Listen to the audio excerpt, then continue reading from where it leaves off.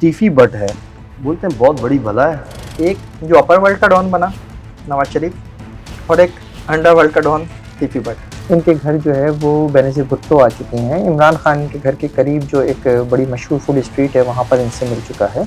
परवेज़ मुशर्रफ साहब जो हैं वो ख़ुद इनके घर पर आकर जो है वो पसंद बना चुके हैं।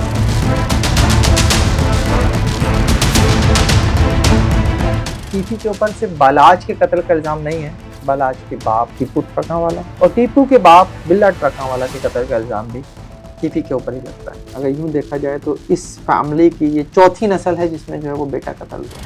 सर नून लीग की दौर हुकूमत में मारा गया। बेनज़ीर भुट्टो जो है वज़ीर आज़म थी और उनका भाई मुर्तज़ा भुट्टो 20 सितंबर 1996 को कराची के इलाके कलेक्शन में पुलिस मुकाबले में मारा गया। तो खैर ये तो होता है।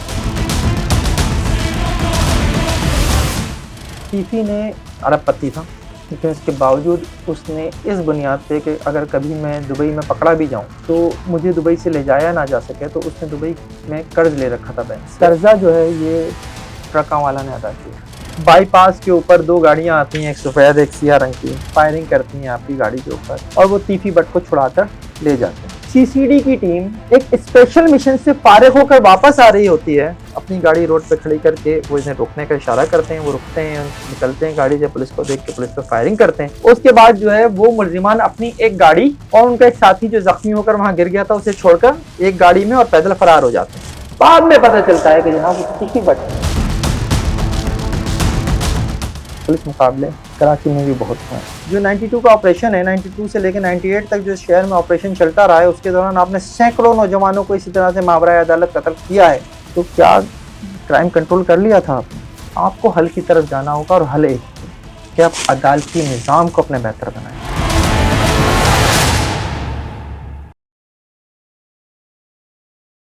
MM पॉडकास्ट के साथ मैं हूं फराज अहमद। नाज़रीन, टीफी बट को मुबैना पुलिस मुकाबले में मार दिया गया है।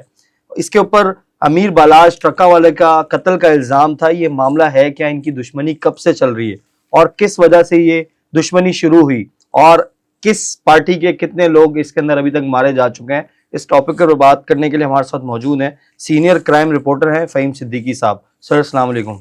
सर बहुत बहुत शुक्रिया। सर ये लाहौर वाला मैटर है, लेकिन हमने देखा कि सोशल मीडिया के ऊपर ये अभी तक क्लियर नहीं हो पा रहा कि ये लड़ाई कब से चल रही है, कौन इसके पीछे था, क्यों ये लड़ाई शुरू हुई। तो काइंडली थोड़ा सा इसके बारे में बताएं।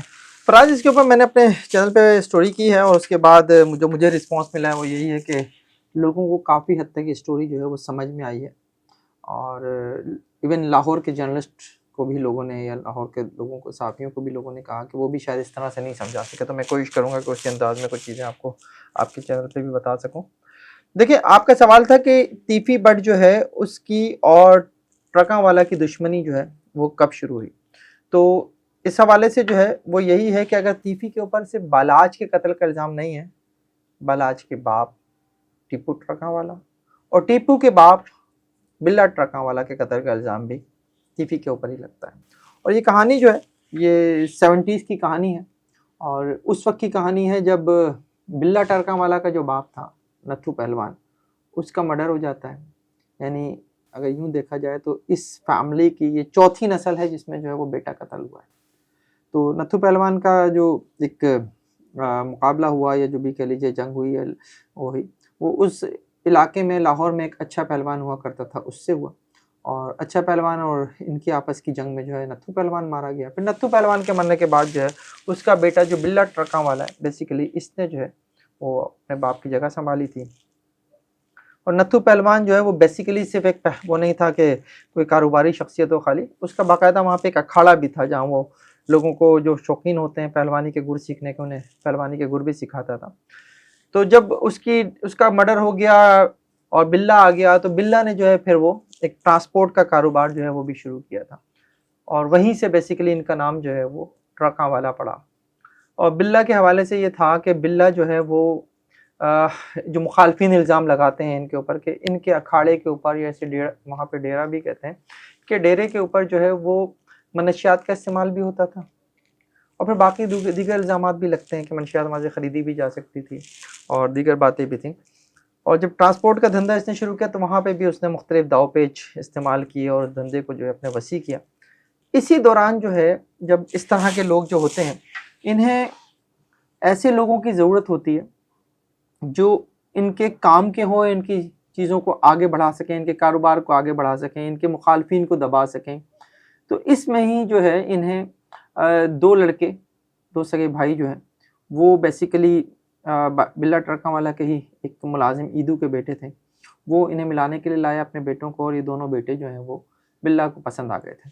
ये बिल्कुल उसी तरह की कहानी है जिस तरह की इंडियन मिर्ज़ापुर की कहानी है कि वहाँ पे वो कालीन भैया से मिलने आते हैं बबलू पंडित और गुड्डू पंडित। जो कुछ उस स्टोरी में है उससे एक तरफ करके मैं बस वो पार्ट सुना रहा हूँ जो है। तो वहाँ पे जो है वो कालीन भैया उन्हें जो है पेशकश कर देते हैं अपने साथ काम करने की। यहाँ पे भी कुछ ऐसा ही है। तो वो उनको पसंद आ जाते हैं दोनों लड़के बिल्ला को, बिल्ला उन्हें अपने साथ गैंग में शामिल कर लेता है। ये कहानी आगे बढ़ती है और यहाँ पे दोस्ती हो जाती है बिल्ला के बेटे टीपू की और उन दोनों भाइयों की, जिनमें से एक का नाम हनीफ उर्फ हनीफा था और दूसरे का शफीक उर्फ बाबा था। इनकी और टीपू जो बिल्ला का बेटा था, इनकी आपस में दोस्ती हो जाती है और ये दोस्ती इस हद तक बढ़ जाती है कि ये क्राइम पार्टनर भी बन जाते हैं। और फिर एक क्राइम जो है वो इनके गले पड़ता है जिसमें तीनों ही पकड़े जाते हैं। इस मौके पे जो है वो बिल्ला बेसिकली जो है वो, सर ये कौन सा क्राइम था? कहते हैं कि इसमें एक लड़की के अगवा और कत्ल का मामला था और मुख्तलिफ कहानियां हैं जो लाहौर के जो सीनियर जर्नलिस्ट साथी हैं वो हमें सुनाते हैं। लेकिन जो रिकॉर्ड के ऊपर चीज़ें हैं, जो मैंने बहुत रिसर्च की इसके ऊपर, तो वहाँ से कुछ चीज़ें जो हैं वो मिली जिनकी बुनियाद पे मैं सारी बात कर रहा हूँ। एक इल्ज़ाम तो ये भी है कि जनाब वो कहीं पे जो है वो इसके टीपू ने जो है, बिल्ला के बेटे ने, जब ये एक ऐसी नशिस्त में थे जहाँ बिल्ला भी था, वो सॉरी टीपू भी था, हनीफ भी था और शफीक भी था, तो वहाँ पे एक तीसरा बंदा भी, चौथा बंदा भी था, वो भी एक इश्तिहारी था। वहाँ टीपू की और इश्तिहारी की लड़ाई हो जाती है और वहाँ जो है वो उसको थप्पड़ मार देता है। उस वक्त शफीक और हनीफ जो है मामले को संभाल लेते हैं, लेकिन टीपू से मुतालबा करते हैं कि तुम इससे माफ़ी मांगो।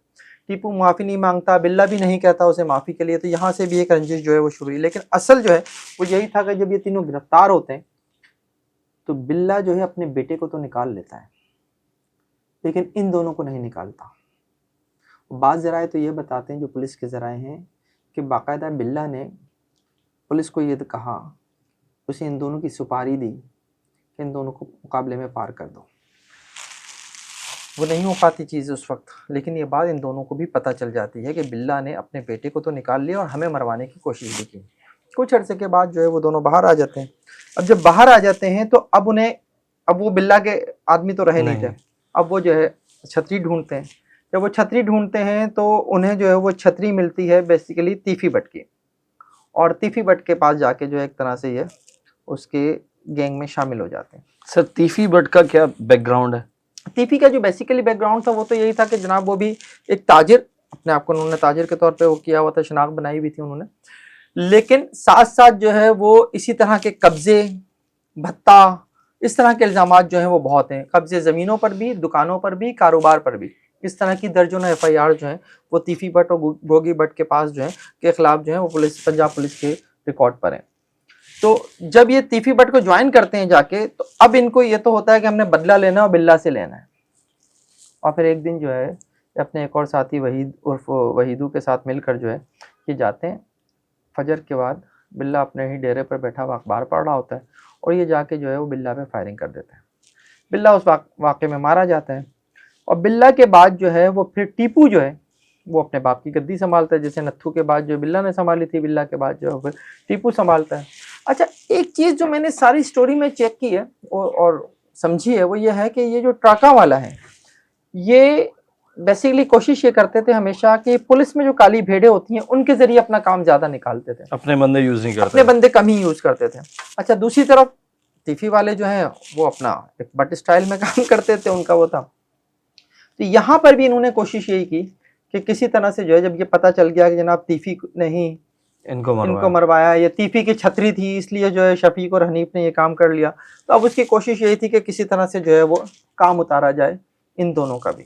और फिर वाकई एक दिन काम उतर भी गया और जो कहानी है वो यही है कि दोनों को पुलिस मुकाबलों में मार दिया गया।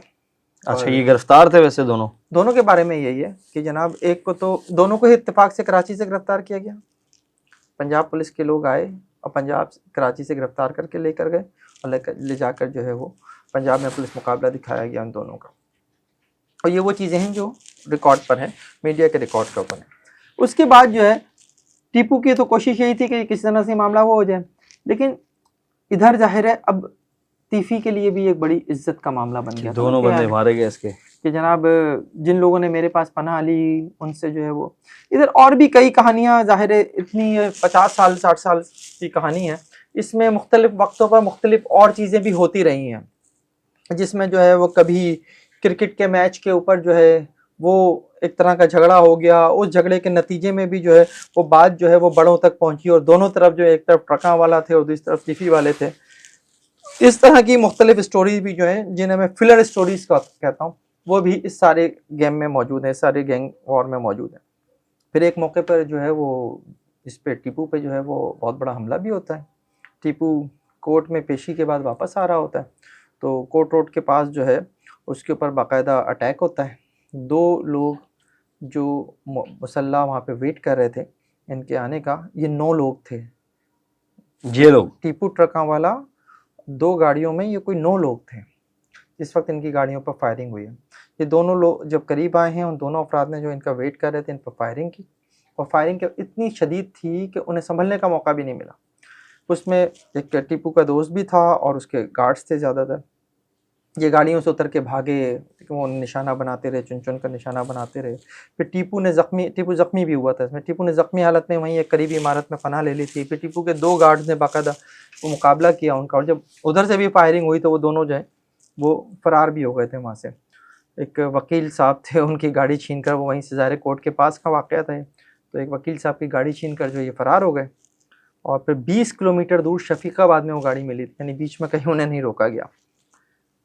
तो ये वाक़यात भी हैं। टीपू ने इस वाक़े के बाद जिसमें वो ज़ख्मी हुआ ना, उसके बाद बेसिकली उसने अपनी फैमिली को जो है ना वो सेव करना शुरू किया, और उसने अपनी फैमिली को दुबई शिफ्ट किया, वहाँ पे कारोबार वगैरह शुरू किया। कारोबार यहाँ पे भी था, उसको भी देखता था, तो अब उसका आना जाना लगा रहता था। अब वो दुबई जाता था फैमिली से मिलने, फिर वापस आता था, यहाँ पे अपना गैंग भी चलाना होता था, अपना कारोबार भी देख रहा होता था वो। वैसे गैंग चलाता था ये ट्रका वाला? बिल्कुल बिल्कुल बिल्कुल, ऐसे थोड़ी नाम पड़ जाता है यार। कोई कुछ भी कहता रहे कि जनाब हम दूध के धुले हैं या हमारा कोई क्रिमिनल रिकॉर्ड नहीं है, तो क्रिमिनल रिकॉर्ड तो है ना पंजाब पुलिस के पास। मैं कोई भी बात जो है वो रिकॉर्ड के बगैर तो नहीं कहता हूँ। तो ऐसा ही एक वाक़या जो है वो होता है जब टीपू जो है वो वापस आता है, और पीआईए की फ़्लाइट से वो रोज़ जो है वो उम्रा करता हुआ दुबई गया था, दुबई से वापस आया, और जब वो यहाँ लाहौर एयरपोर्ट पर उतरा, अल्लामा इकबाल इंटरनेशनल एयरपोर्ट पर, तो वहाँ जो है बेसिकली इसको जो है वो एक शख्स ने इसके ऊपर अल्लामा इकबाल एयरपोर्ट की पार्किंग में जो है इसके ऊपर फायरिंग, ये शदीद ज़ख्मी हुआ। उस वक्त उस वाक़े को पहली दफ़ा तो ये समझा गया कि कोई दहशतगर्द हमला है, लेकिन फिर बाद में चूँकि एक ही शख्स इसमें ज़ख्मी था और फिर उसकी दुश्मनी भी थी, फिर बाद में पता चला कि ये बेसिकली जो है वो एक दुश्मनी का मामला है, गैंग वॉर का मामला है। और इसमें जो मुलज़िम था उसके बारे में भी फिर यही आया कि जनाब वो तीफ़ी का ही मुलाजिम था, तीफ़ी का ही आदमी था। मुलाजिम तो नहीं कहेंगे, तीफ़ी का ही आदमी था। उसके बाद यही हुआ कि बेसिकली जो है वो गैंग वॉर में एक गिरोह ने दूसरे गिरोह के बंदे के ऊपर जो वो अटैक कराया। जो बंदा था ये खैर मौके से पकड़ा भी गया था, और बाद में अगले ही साल जो है इसे 2004 में ही इसे जो वहाँ की अदालत है ज़्यादा दहशतगर्दी की, उसने जो है वो सज़ाए मौत भी सुना दी थी। तो ये यहाँ टीपू की कहानी तकरीबन कहाँ ख़त्म होती है, और उसके बाद फिर एंट्री होती है एक यंग करैक्टर की, और ये था बालाज, अमीर बालाज टीपू।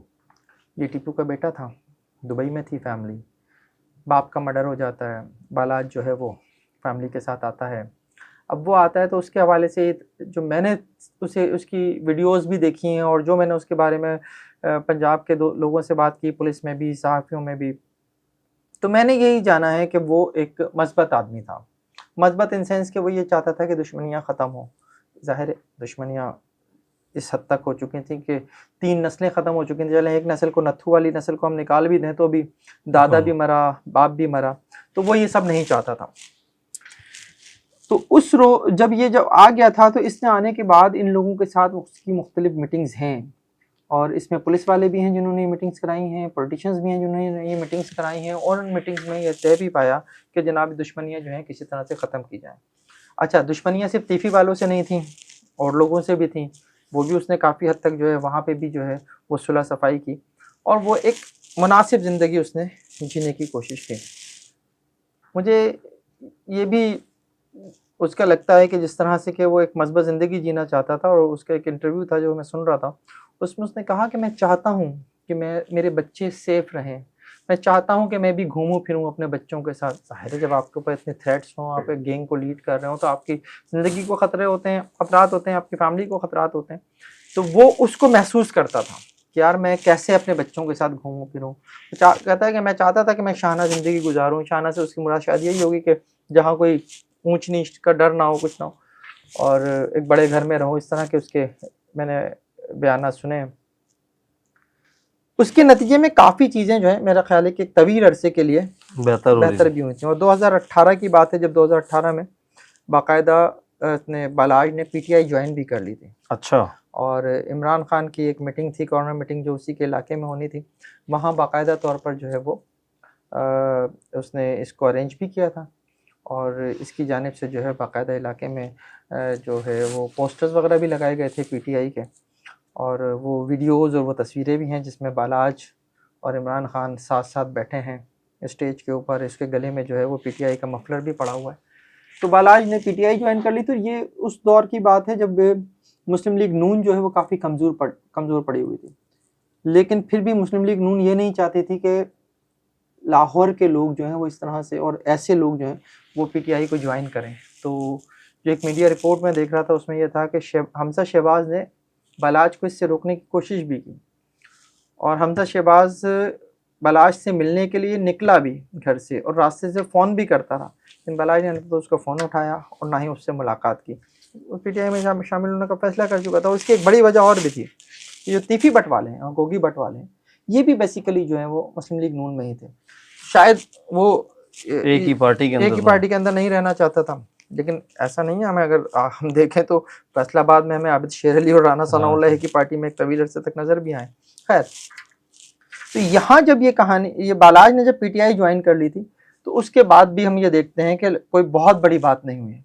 छोटी मोटी मौसीकी तो चलती रहती थी, कोई बहुत बड़ी बात नहीं है। हाँ, एक वाक़या जो है वो बड़ा है जिसमें जो है वो तीफी बट का बहनोई जो है वो मारा गया था और उसका इल्ज़ाम जो है वो टीपू ट्रका वाला पर लगा था, लेकिन टीपू ट्रका बालाज वालों पर लगा था, लेकिन बालाज वालों ने उसके ऊपर काफ़ी सफाइयाँ वगैरह दी थी, मुख्तलिफ लोगों को बीच में डाला था कि हमारा इससे कोई ताल्लुक़ नहीं है या नहीं।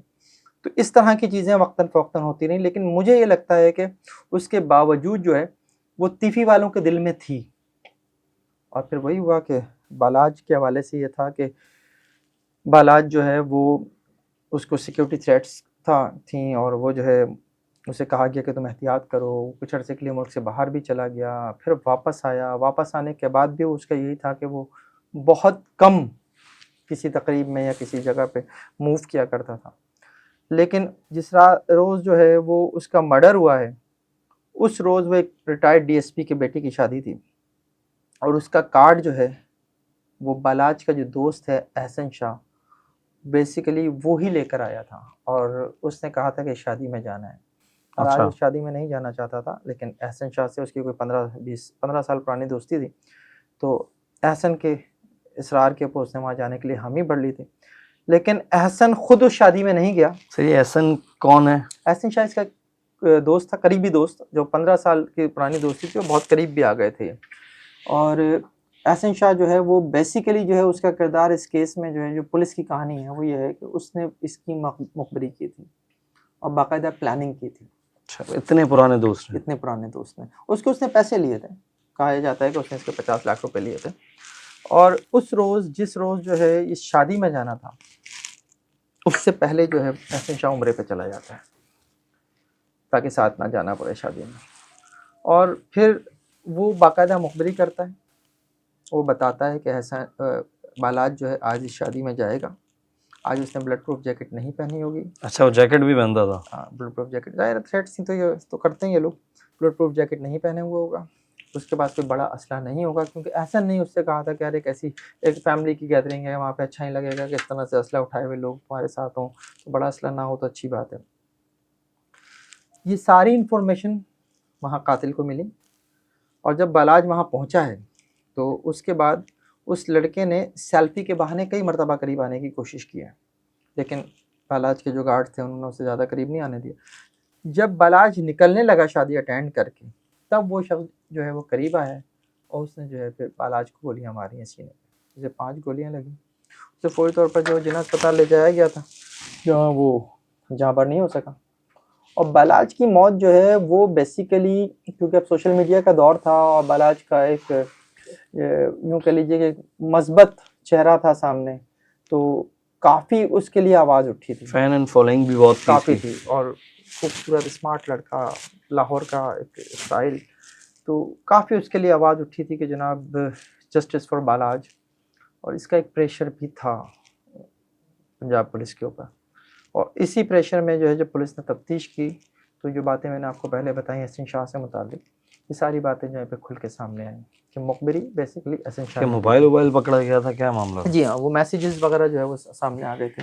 इसके बाद ये सब जो है वो किया गया। हसन शाह जब उम्र से वापस आया तो उसके बाद उसे गिरफ्तार कर लिया गया था, जेल भेज दिया गया था। लेकिन लोग फिर ये सवाल करते हैं कि क्या हसन शाह को फिर बाद में, आप शायद आपके इल्म में हो कि बाद में हसन शाह को भी एक मौके पे जो है जेल से निकाल कर जो है वो कब्रिस्तान में मुबैना पुलिस मुकाबले में मार दिया गया।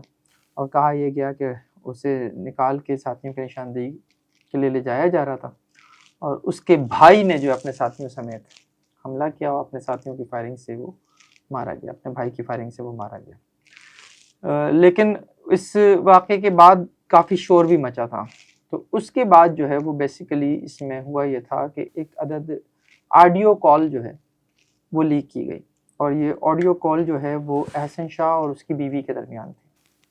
और इस ऑडियो कॉल में वो ये कह रहा था कि वो अब जेल आके बहुत सारी चीज़ें समझ गया है, सीख गया है। 6 माह हो चुके थे उसे जेल में। फरवरी में वो गिरफ्तार हुआ, अगस्त की में वो मारा गया। उससे कुछ दिन पहले की ये कॉल थी, ऑडियो कॉल। और उसमें वो एक पुलिस ऑफिसर के कत्ल की मनसूबाबंदी कर रहा था और बता रहा था कि जिसने मुझे गिरफ्तार किया सबसे पहले तो बाहर आके मैं उसे मारूंगा, और मैंने इसकी प्लानिंग कर ली है। जब ये ऑडियो लीक हो गई तो उसके बाद बेसिकली जो है वो हसन शाह को निकाल के जेल से एक तरह से, जो पंजाब में अब स्टाइल बन चुका है, उसके मुताबिक हसन शाह का काम उतारा गया। तो हसन शाह के बाद और बालाज के बाद ये बहुत था कि जनाब अब जो है इस कहानी को लपेटा जाए, बहुत ज़्यादा प्रेशर था। अच्छा, मुस्लिम लीग नून में दोनों जानिब के लोग थे। बालाज के एक रिश्तेदार, मैं इसको इस तरह से नहीं समझा जाए तो बेहतर होगा कि वो सूबाई वज़ीर भी थे और वो नवाज शरीफ के रिश्तेदार थे। अच्छा, तो उनका भी काफ़ी प्रेशर था कि ये क्यों हुआ, कैसे हुआ, और इस पर कुछ होना चाहिए। अच्छा, जिस दिन जो है वो बालाज का मर्डर होता है, उसके अगले ही दिन भी मैं कह रहा हूँ तो ये घंटों के फ़र्क की वजह से कह रहा हूँ कि रात को ये मर्डर होता है और सुबह की फ़्लाइट से जो तीफ़ी है वो ग्लासगो चला जाता है और यानी मुल्क से फ़रार हो जाता है। तो उसके बाद यही था कि अभी बेसिकली तीफ़ी ने ही जो है वही सब कराया है, बरतानिया। तो वहाँ पर जो है फिर जो उसके बाद जो तीफ़ी के दावे हैं या तीफ़ी के जो वजाहतें हैं या तीफ़ी की जो सफाइयाँ हैं, उनमें तो यही है कि भाई उसने बालाज का मर्डर नहीं करवाया और उसे इस मर्डर के ऊपर अफसोस भी है। इसी तरह से जो है वो तो ये भी कहता है कि एक दफ़ा मैंने टीपू को बचाया, और वो इसकी कहानी को क्यों सुनाता है कि जनाब एक मरतबा जो है वो टीपू को कत्ल करने का फ़ैसला हो गया था और मुझे किसी ने बताया कि आज किसने किया था ये फैसला? वो ये नाम नहीं लेता, लेकिन वो ये कहता है इनके दुश्मन, टीपू वालों के दुश्मनों को वो कहता है कि इनके दुश्मन, मैं नहीं, यानी तीफ़ी नहीं और कोई दुश्मन, उन्होंने फैसला कर लिया था कि आज तीफ़ी को जो है वो मारना है। और तीफ़ी को मारना था लाहौर के एक अस्पताल में, और प्लान ये था कि तीफ़ी की चूँकि वालदा वहाँ एडमिट थी, बिल्ला टरकावाला की बीवी, और ये टीपू उससे मिलने जाता है। तो प्लान ये था कि जब ये वहाँ जाएगा तो टीपू को वहाँ मारा जाएगा।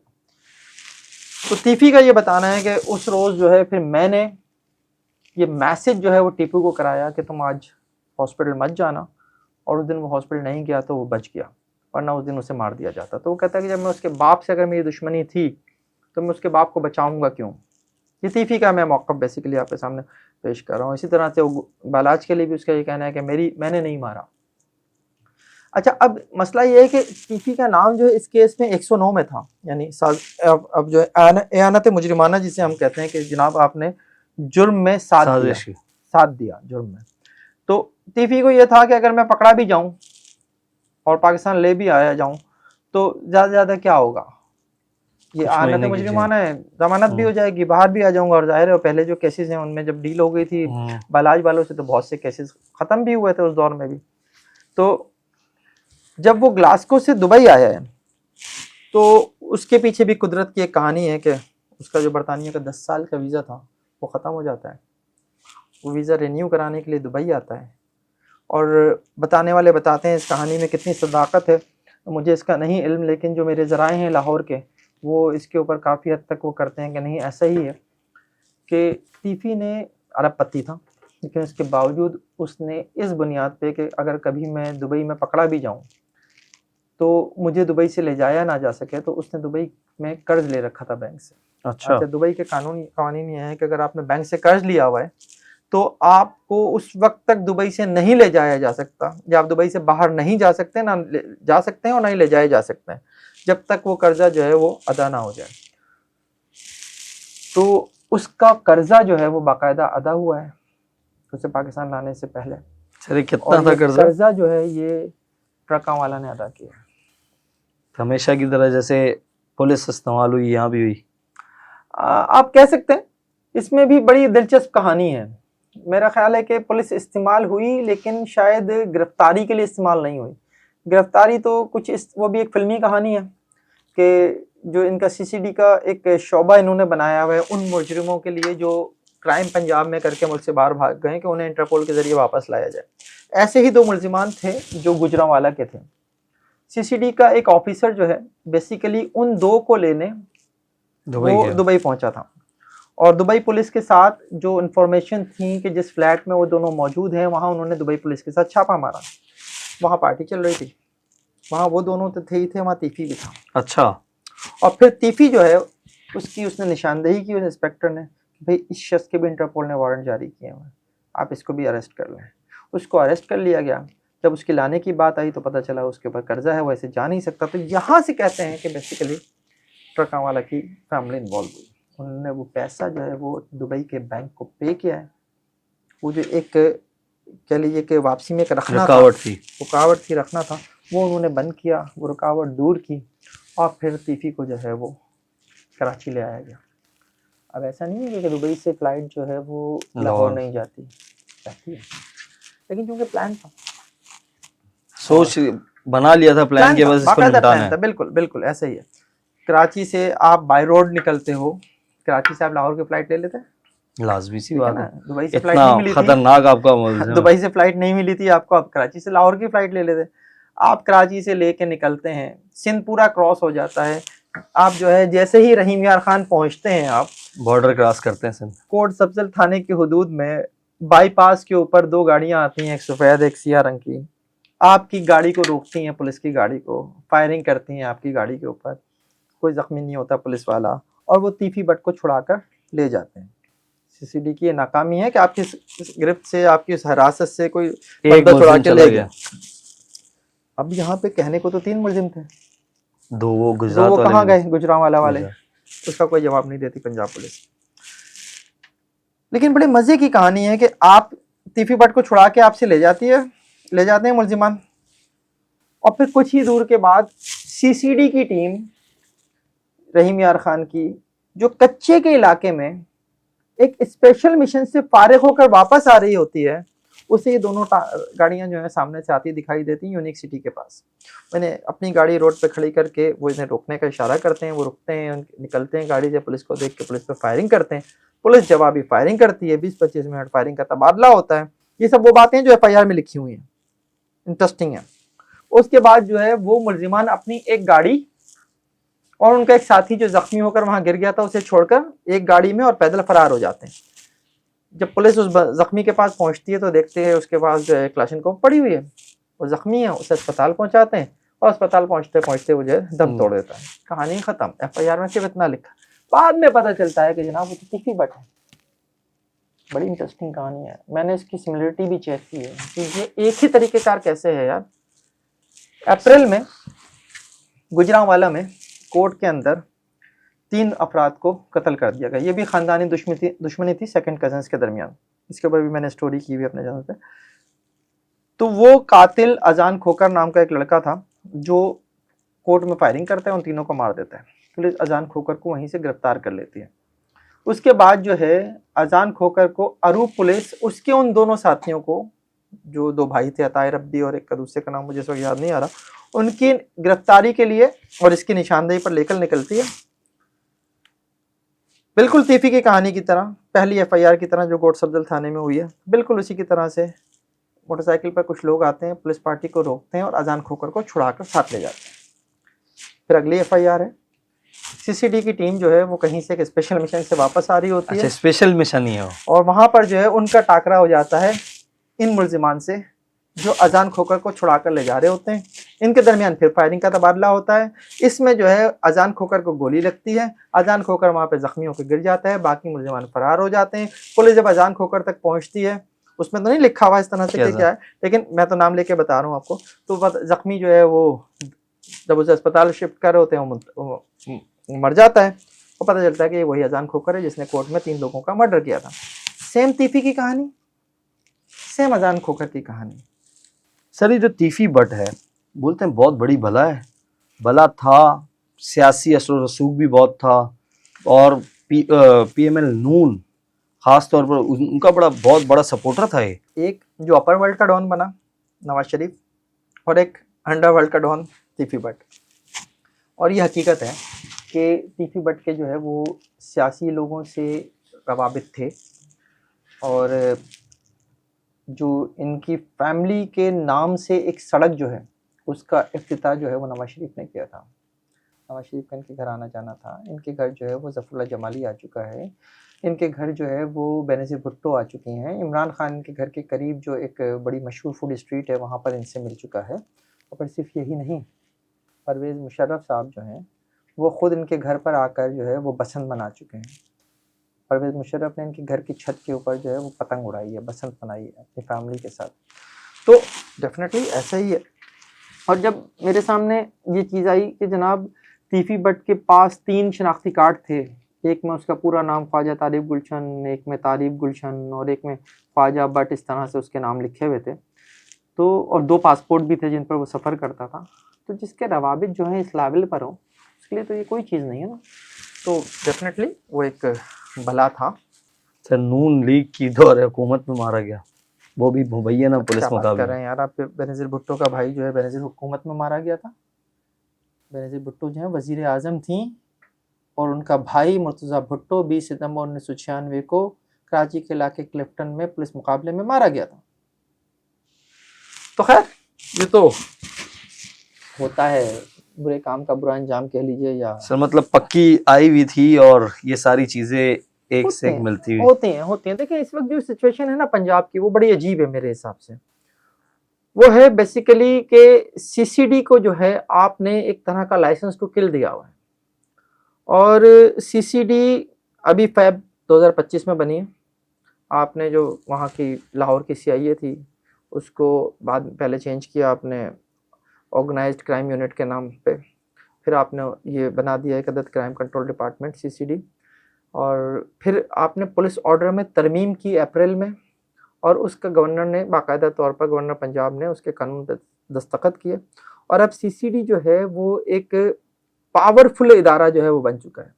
और मैं इसे पुलिस सिस्टम जो है पंजाब का उसके मुतवाज़ी जो है एक निज़ाम कहूँगा, क्योंकि अब वहाँ पर वो तीसरा इदारा है ये जिसका अपना थाना है और जिसके पास एफआईआर दर्ज करने का इख्तियार है। अच्छा, इससे पहले लोकल पुलिस के पास था और उसके बाद सीडीडी के पास था जो दहशतगर्दी के खिलाफ फाइट करती है वहाँ पे, और अब जो है वो सीसीडी के पास है कि वो अपनी एफआईआर कर सकती है।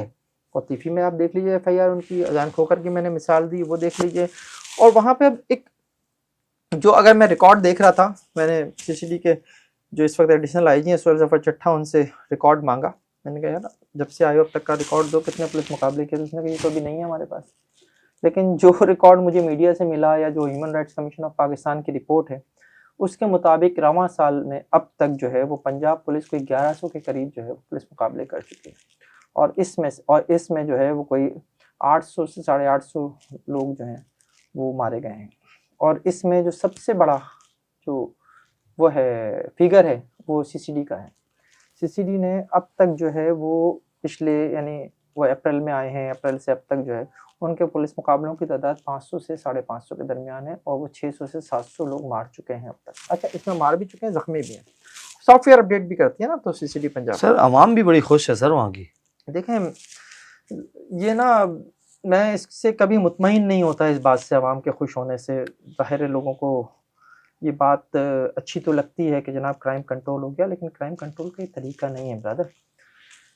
60% का दावा है सीसीडी का, उन्होंने क्राइम कंट्रोल किया है और वो नेफे में पिस्तौल भी चल जाते हैं अब तो। बहुत चल रहे हैं सर, बहुत चल रहे हैं वहाँ पे नेफे में पिस्तौल। और सारे वही मुलजिमान हैं जो हरासानी के वाक़यात में मुलविस होते हैं, या मुलजिमान जो हैं वो सीसीडी के छापे के वक्त जो है फरार होने की कोशिश करते हैं, उनकी मोटरसाइकिल जो है वो पोल से टकरा जाती है, उनका हाथ टूट जाता है। तो ये वहाँ पे बहुत आम है। एक ही टाइप की FIR, एक ही टाइप के बयानात, एक ही टाइप की वीडियोज, एक ही टाइप के मुलजिमान, तो ये हो रहा है। लेकिन मैं इसके ऊपर जो आपकी बात आप बात कहते हो उसका जवाब दूंगा।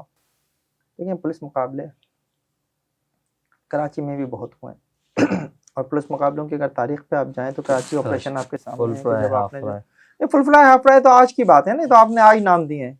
जो 92 का ऑपरेशन है, 92 से लेकर 98 तक जो शहर में ऑपरेशन चलता रहा है, उसके दौरान आपने सैकड़ों नौजवानों को इसी तरह से मावरा अदालत कत्ल किया है पुलिस ने। तो क्या क्राइम कंट्रोल कर लिया था आपने? नहीं हो सका था। जिंदा जलाने के वाक़यात इस शहर में शुरू हुए थे एक मौके पर कि स्ट्रीट क्रिमिनल पकड़ा जाता था और लोग जो है जिंदा जला देते थे। क्या ख़त्म हो गया क्राइम? देखिए, वक्ती तौर पर ज़रूर नीचे आ जाती हैं चीज़ें। जिन दिनों जिंदा जलाने के वाक़यात हो रहे थे कराची में स्ट्रीट क्राइम 0 पर था, लेकिन ये हल नहीं है। आपको हल की तरफ जाना होगा और हल एक ही है कि आप अदालती निज़ाम को अपने बेहतर बनाएं। अदालतों में जो है मुलजिमान को सजाएं कराएं। अपनी जो जेलें हैं उनको क्राइम की यूनिवर्सिटी बनने की बजाय उनको जो है वो ऐसी जगह बनाएं जहां से लोग जो है वो सुधर कर बाहर आए, तब तो बात है। बहुत बहुत शुक्रिया फ़हीम सिद्दीकी साहब। नाज़रीन, ये थे फ़हीम सिद्दीकी साहब, इन्होंने बताया कि किस तरीके से तीफ़ी भट्ट को मुबैना पुलिस मुकाबले में मारा गया और उन्होंने कि अमीर बालाज ट्रका वाले जो हैं उनकी फैमिली के कौन कौन से लोगों को किस तरीके से मारा था। अब तक के लिए इतना ही, मुझे इजाज़त दीजिए। अल्लाह हाफ़िज़।